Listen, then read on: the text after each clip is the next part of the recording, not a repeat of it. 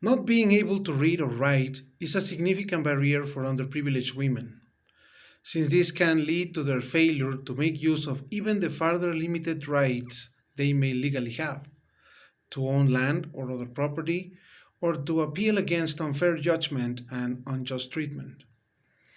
There are often legal rights in rule books that are not used because the aggrieved parties cannot read those rule books. Gaps in schooling can therefore directly lead to insecurity by distracting the deprived from the ways and means of fighting against that deprivation. While a moral and political argument can continue to be made for the education of girls and women, some facts speak powerfully to the issue at hand. Girls accounted for 33% of the 61 million children of primary school age who were out of school in 2010. Girls accounted for 43% of the 57 million children out of school in 2013. In surveys of 30 countries with more than 100,000 out of school children, 23% of girls were out of school on average, compared to 23% of boys. Gender-based violence in schools undermines the right to education and presents a major challenge to achieving gender equality in education because it negatively impacts girls' participation and their retention in schools. In addition, ineffective sexual and reproductive health education inhibits adolescents' access to information and contributes to school dropouts, especially among girls who have reached poverty. The education of girls and women can lead to a wide range of benefits from improved maternal health, reduced infant mortality and fertility rates to increased prevention against HIV and AIDS. Educated mothers are more likely to know that HIV can be transmitted by breastfeeding and that the risk of mother to child transmission can be reduced by taking drugs during pregnancy.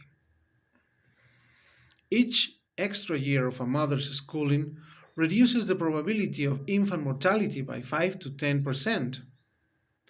Children of mothers with secondary school or higher are twice as likely to survive beyond age 5 compared to those whose mothers have no education. Improvements in women's education explain half of the reduction in child deaths between 1990 and 2009.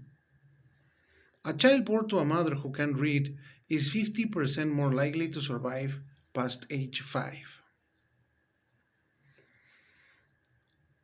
On regards of the question, are female lawyers, doctors, teachers, etc., more likely to suffer from domestic violence? We can say that domestic violence can occur in any household, regardless of the level of education spouses have. But which occupation has the highest rate? That would be police officers. Studies have found that a minimum of 40% of families of officers have experienced some type of domestic violence. This can include anything from harassment and stalking to homicide. That's well above the 10% of population as a whole. Of course, the number could be much higher since domestic abuse goes unreported, and family members of officers may believe that fellow police officers won't help them.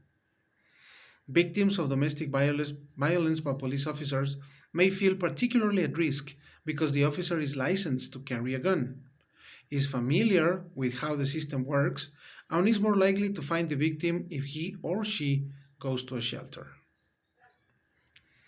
Now, regarding the question, are men with no undergraduate studies more respectful and caring with their life partners? The answer is not really. Respect and care are not intrinsically connected to education. And a factor we should consider here is that the more successful a man is, or the more money a man has, the more they consider having multiple women as a right, something like they deserve. And in many cases, many with money are not necessarily the most educated. Finally, regarding the question, are the domestic violence problems in our country, in Mexico, related in any way to the high or low educational level? The answer is violence against women by their male partners is a complex phenomenon determined by many factors.